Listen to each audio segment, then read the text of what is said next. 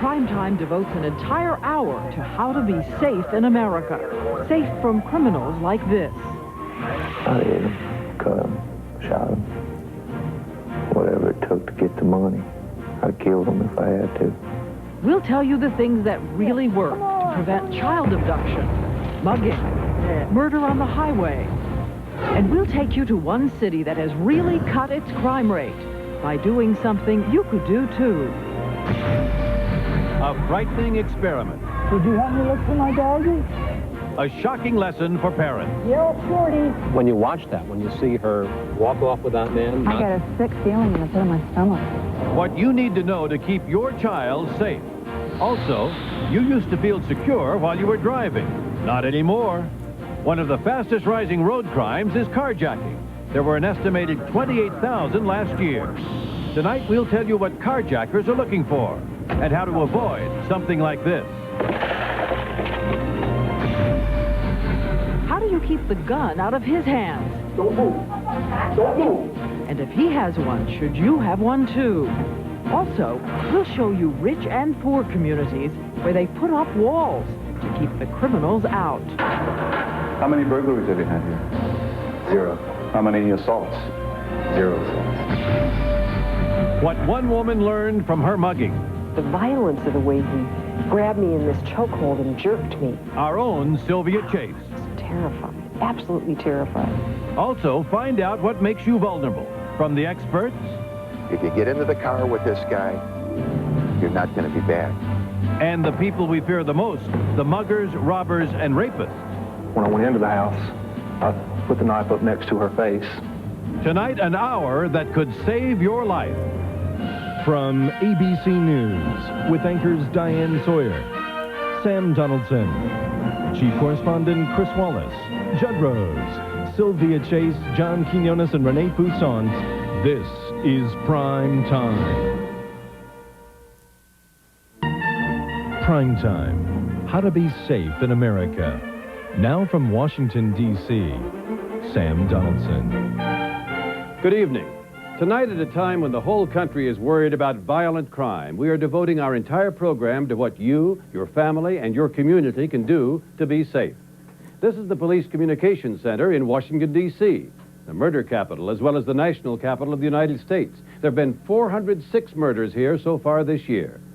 Whether you live here or somewhere else, the #1 topic these days is how to avoid becoming a crime victim. That is the theme of our program tonight. What you can do right now to be safe in America. Diane? Well, for perspective, Sam, I'm out in the suburbs. This is Englewood, New Jersey. Out here, you are only half as likely to be the victim of violence as you are in the cities. But the concern is the same, because even though overall crime went down last year, violent crime is on the increase, with a new type of criminal who seems to seek out violence for sport. We want to emphasize that our purpose tonight is not to increase your fears, but your level of information in case one day you need it. We'll start now with that hot new crime, carjacking. Judd Rose talks to Chicago homicide detective J.J. Bittenbinder.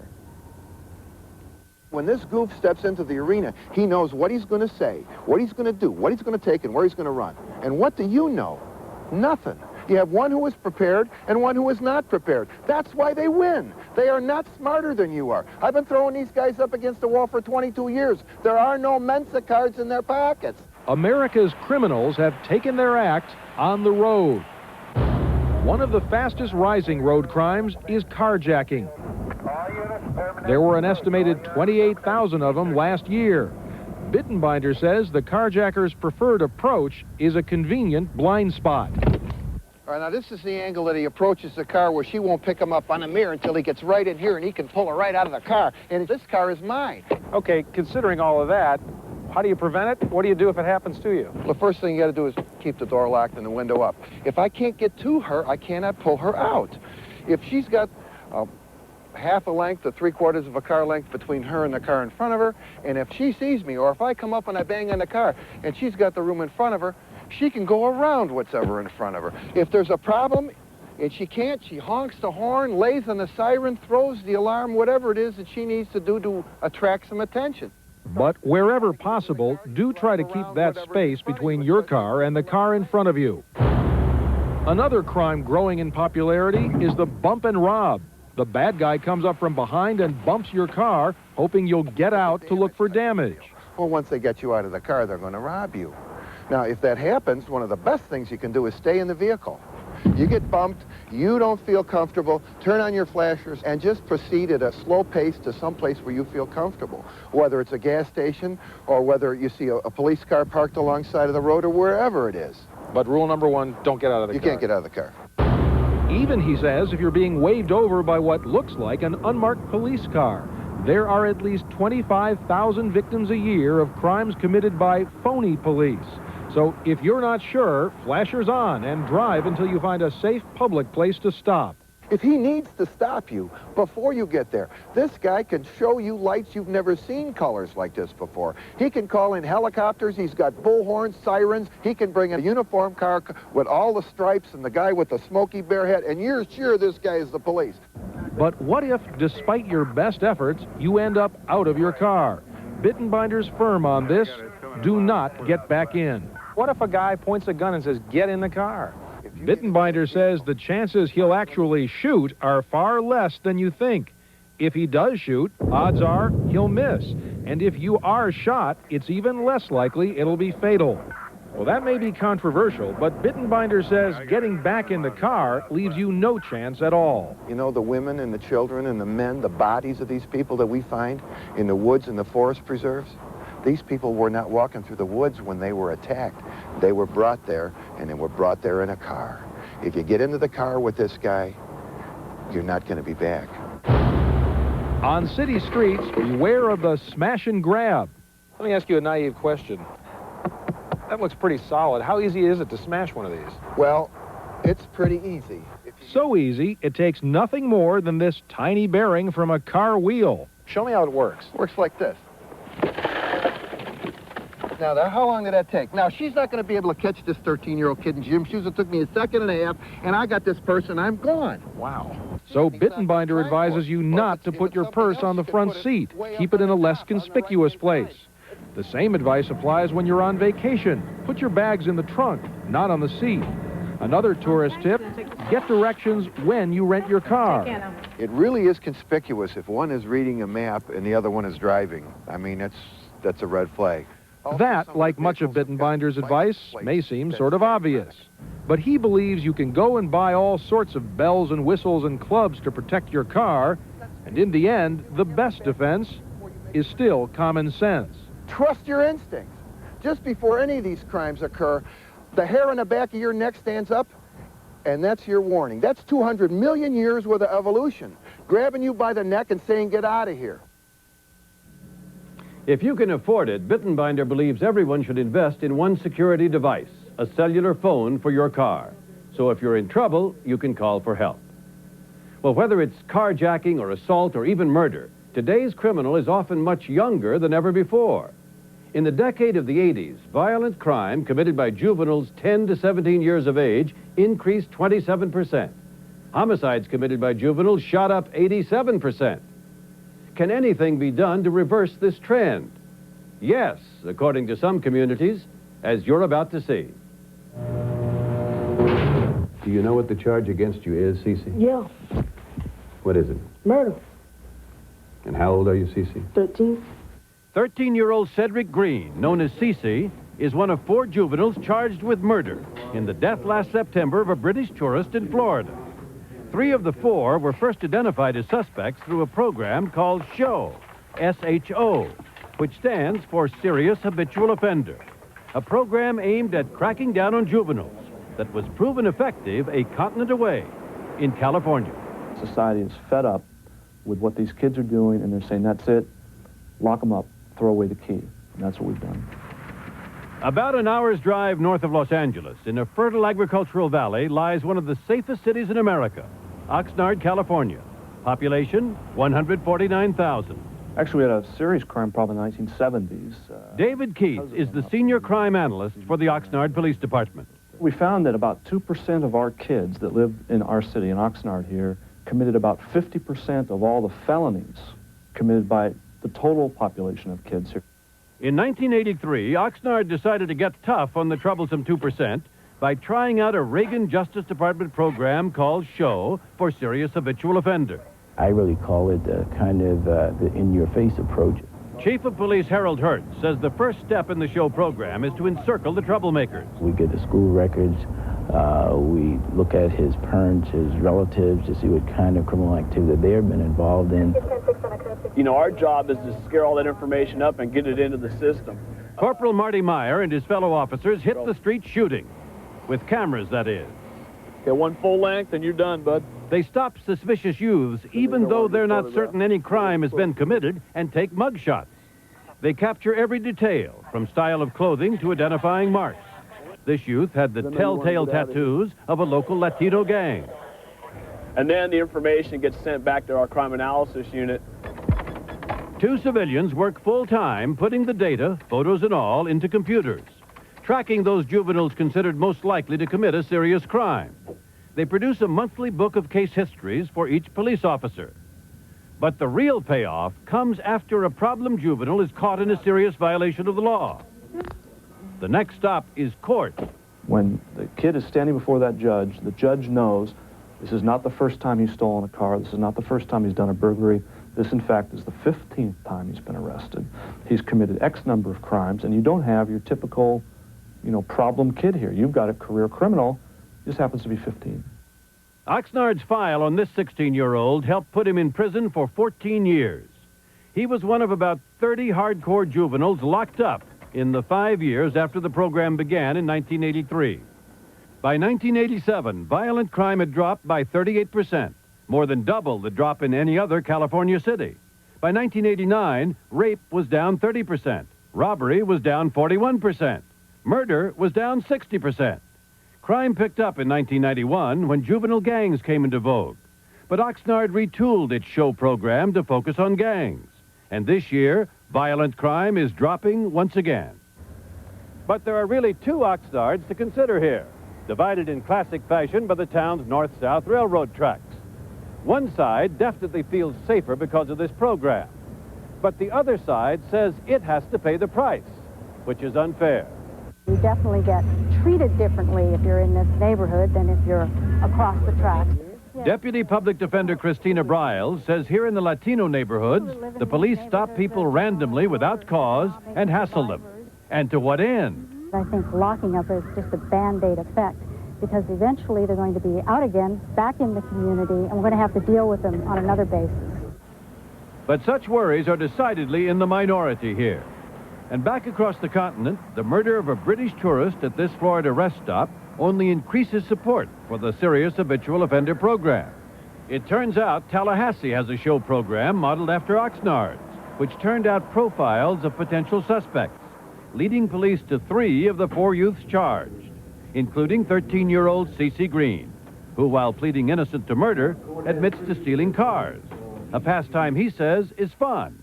I know I shouldn't have been doing it, but I do it anyway. Why? Because I don't think I'm going to get caught. But when you got caught, what'd you think then? I just was caught. I ain't think nothing. Because I knew what they were going to do. Was it fun? Huh? Was it fun? Yeah, fun to me. In days gone by, C.C. Green would have been seen as a mixed-up kid who needed more help than punishment. But he is now charged as an adult with first-degree murder, a reflection of a hardening attitude toward juvenile offenders across the country. If you or I went out and killed somebody today, probably tomorrow we would be called a murderer. And all we're doing is calling these kids what they are. They're serious habitual offenders and they need to be locked up. Just yesterday, the Florida legislature passed a law which makes it illegal for anyone under 18 to carry or own a gun, except for hunting and marksmanship. As for the serious habitual offender program, it is spreading across the country. 41 cities and 2 states now have similar programs. Coming up, a frightening experiment. You've told your kids over and over never to talk to strangers. But could they be lured away by a friendly man who says he's lost his puppy? Make them understand they have the right to say no. They have the right to push people away. Also, sealing yourself off from crime. If you're not on this list, you will not get in this post. communities across the country that are putting up fences and walls to keep the criminals out. When Prime Time continues. Prime Time, how to be safe in America. Once again, from Englewood, New Jersey, Diane Sawyer. When you see faces of missing children like these, it's hard not to wonder whether they were lured out of sight. Or did they resist? Or were they tricked into leaving a parent who was distracted on the playground or out shopping? That's what this next report is about. The tactics child abductors know can lure children away. Chief Correspondent Chris Wallace says it's time parents knew them too. There's no worse pain.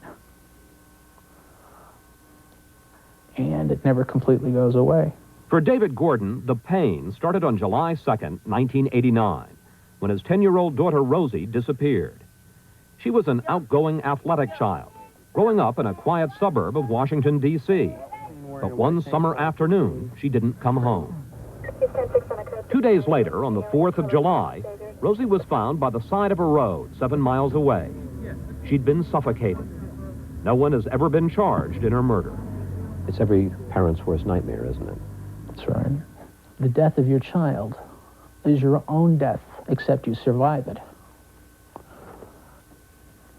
And you have to live with it for the rest of your life. According to the Justice Department, there are more than 100,000 unsuccessful attempts a year by non-family members to abduct children. Close to 5,000 are taken. And some experts say that the real numbers are much higher, that many kids listed as runaways have in fact been abducted. I like to tell you a little story and give you a little prevention tip. Ken Wooden is a child safety expert. He's interviewed more than 1,000 molesters, studying the lures they've developed to persuade children to go off with them. The reason the lures are effective is that they do two things. They short-circuit the thought process and they short-circuit your basic instincts. We went with Ken to a playground in Arlington, Virginia to see just how effective these lures are. We invited several parents from the Washington area to come with their kids to discuss child safety. Debbie Beard said that she often talked to 7-year-old Patrick about not speaking with strangers. So you don't think Patrick would go off with a stranger? No, I don't. I asked him that this morning. He said, no, Mommy, I'd kick and scream and run the other direction. We're conducting an experiment. We told her that Ken was in the playground ready to test Patrick. She agreed to watch a TV monitor with us as Ken approached her son using the same lure that led a child to a park in Oklahoma 3 years ago, where he was brutally attacked. What's your name? Patrick? Here, Patrick. My little puppy. Name is Shorty, and we're looking for him. He answers to the voice of little girls and little boys, and we're offering a reward of $10. Would you help look for him? Here, just hold the picture. Say his name is Shorty. Can you say, here's Shorty, real loud? Shorty! Good, good. In 32 seconds, Ken had Patrick following him, looking for the lost puppy. He's walking right out of the playground and right up towards the gate. Dreadful. Ruined my day. Something I'll have to discuss with him much more thoroughly than I've ever thought I would have to do. And Patrick wasn't the only child to go with Ken. When 4-year-old Drew heard about the lost puppy, he was out the gate in seconds. Ken also lured 2 brothers, 6-year-old Ronald and Hillary, age 2. And then there was 5-year-old Mika, the daughter of Margaretha Netherton. When you see her walk off with that man... I get a sick feeling in the pit of my stomach. Just then, Mika came over to tell her mom about the man she'd met in the playground. What has Mama told you to do when you see a stranger and a stranger comes up to you? What has Mama said to do? Run away, but... Run away. Why didn't you run away? Because Could he that wanted me to find Shorty. What's the biggest single mistake that parents make in alerting their children to the dangers out there? Basically, they say don't talk to strangers. And, you know, in the eyes of a kid, a stranger is some character who's very scary and a monster type. And in reality, he comes off as a nice-looking guy who's engaging. Ken says children should be drilled on the common lures the way they're taught a subject in school. The emergency lure. Killer Ted Bundy abducted a 12-year-old girl in Florida, saying her house was on fire and she should come with him. The job lure. John Wayne Gacy killed more than 30 boys near Chicago, asking many to help with errands, then come to his house to get paid. Child safety experts offer these tips. Tell your kids never to go near a car if a stranger calls them. Don't put your child's name prominently on clothes or a backpack. An abductor can then call them by name. Keep a current picture of your child, of how he or she looks now. And most important, teach your children that if something seems wrong, they can say no to an adult, even someone they know. Rosie Gordon's dad says parents can help their kids. You need to understand that you can reduce the odds. You can empower your children to stay safe. You can't make them absolutely safe, but you can make them safer. We want to point out that older children, even teenagers, can be susceptible to some of the lures you just saw. And to reemphasize, a child should understand that stranger doesn't necessarily mean someone who is scary or mean. They should never go with someone they don't know, even if that person seems nice. And even if they do know the person, a bus driver or a teacher, they should never go anywhere with someone unless you, the parent or guardian, have told them it's okay. Sam? Diane, most of us used to feel secure letting the kids play in the backyard after dinner or going for an evening stroll around the block. But today, 44% of Americans say they're afraid to walk alone at night in their own neighborhood. As John Quinones reports, to combat those fears, a number of communities are in effect circling the wagons, putting up walls, hiring their own security guards, going to extreme lengths to keep the bad guys out. Set up a perimeter on any suspect that we might find in the general area. Brent Killingsworth is a warrior, a former Navy SEAL. Tonight, he's part of a private army, a security force that patrols this affluent enclave in South Florida. All set. Have a good day. For about $1.2 million a year, that's about $1,000 per home, residents here get well-paid guards and a sophisticated computer system that tracks anyone who comes through these gates. If you're not on this list, the access list, you will not get in this post. Throughout the U.S., 24 to 32,000 communities are now walled.